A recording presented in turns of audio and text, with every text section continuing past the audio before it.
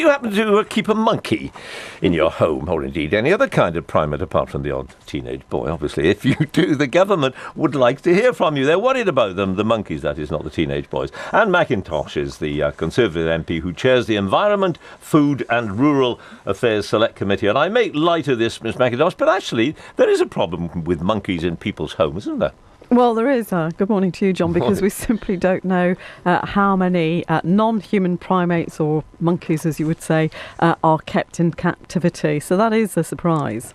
Roughly? I mean, you must have some idea, I suppose. We got widely diverging evidence on the figures, and it would appear that neither the government nor the animal welfare groups actually know.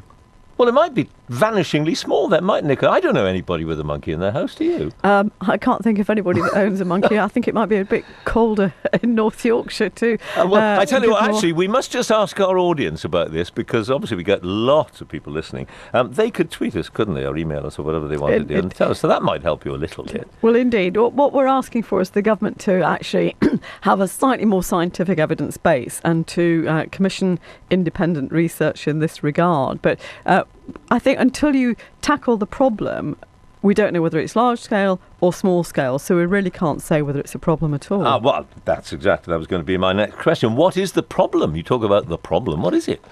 Well, the Primates Code has been in force for 4 years and is up for review next year in 2015. So from the government point of view, we heard that everything from the department is going very well, that we possibly need to tweak one or two pieces of the legislation. For example, sales over the internet now need to be addressed in a much better way. Oh, you can buy a monkey on the internet?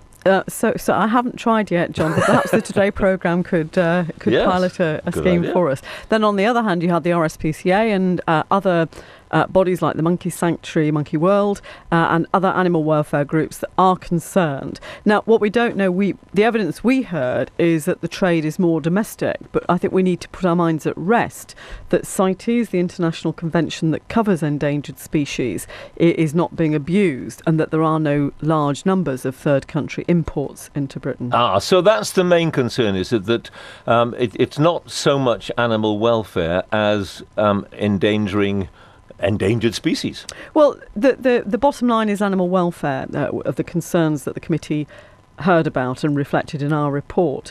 The current legislation actually looks more at protecting humans from animals, whereas we want to make sure that if a non-human primate is kept in a home, it should have the same animal welfare conditions, be as well looked after as if it was kept in a zoo or a circus. That is one of the fundamental aims. Because obviously, unless you've got a very unusual home, if you did keep it in a home, it would either be in a small cage or have very little movement in any case.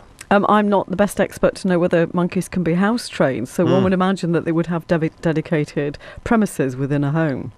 Right, and until you know how many there are and where they are and all that sort of thing, you can't really make the rules, can you? No, but we do take animal welfare extremely seriously. We know that the public does. Well, we'll wait to hear from our monkey-owning listeners. Anne Mcintosh, thank you very much. Thank you.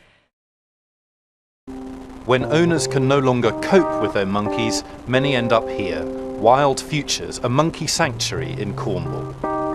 Chanel was confiscated by a local authority, her nervous behaviour indicative of a troubled past. Hello, Joe. Hello.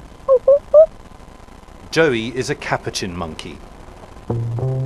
He was kept in a small cage on his own in a flat in London for 9 years. The isolation left him psychologically disturbed.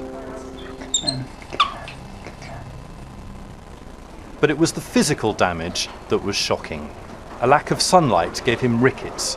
His bones fused and curved. In the majority of cases, the people who keep these monkeys have no idea what they're doing. I've had owners just weep when they realise what they've done. The experts who really know and understand what primates' needs are, they all agree that the trade must end.